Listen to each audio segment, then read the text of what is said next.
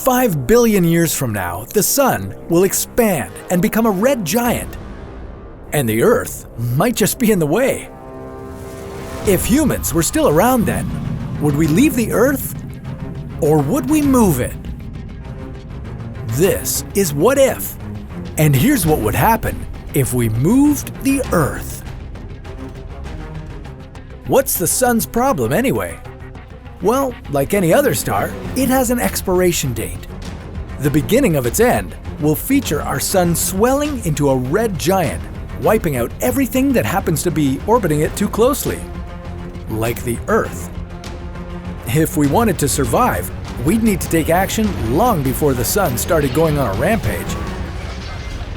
It would take 1 billion space shuttles to evacuate about 7.5 billion Earthlings. Even if we could launch 1,000 space shuttles every day, it would take over 2,700 years to move everyone off the doomed planet. Maybe we could save ourselves some trouble by moving our whole planet instead. That's actually quite possible.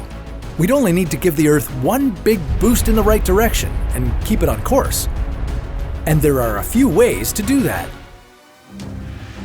To move the planet out of danger, we'd have to change its velocity by 1,200 meters per second.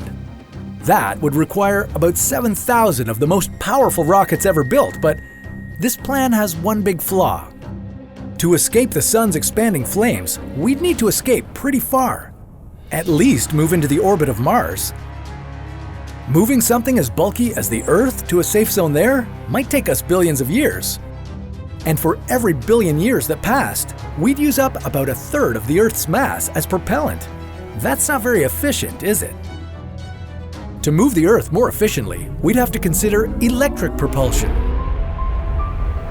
Unlike the chemical one used in most rockets, electric propulsion doesn't require a lot of mass.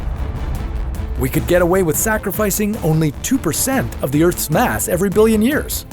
You'd hardly notice the difference. But this option would require a lot of power, about 800 times more than what's produced here on Earth right now. Plus, it would take some careful engineering to make this work.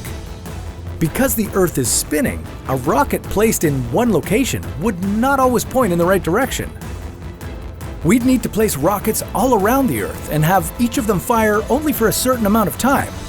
That would keep the Earth on course. It would take 1 billion years to move the planet out of the danger zone. Any miscalculation could mean extinction. There is a better way, and it involves asteroids. Aerospace engineers use something called a gravitational slingshot to alter a spacecraft's path without using too much propellant. When a spacecraft approaches the Earth and then leaves its gravitational pull, it receives some of the Earth's orbital energy. We could use the same effect to redirect our planet. First, we'd have to make comets or asteroids pass close to the Earth, transferring some of their energy in the process. Next, engineers would redirect the asteroids close to Jupiter and Saturn, where they would pick up some of the gas giants' energy. From there, the asteroids would bring that energy back to Earth. We'd repeat the process over and over again until it got us to a safe orbit. Of course, that would be quite dangerous too.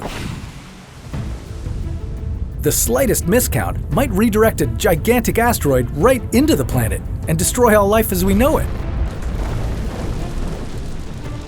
Now, we wouldn't be taking the moon on our road trip around the solar system.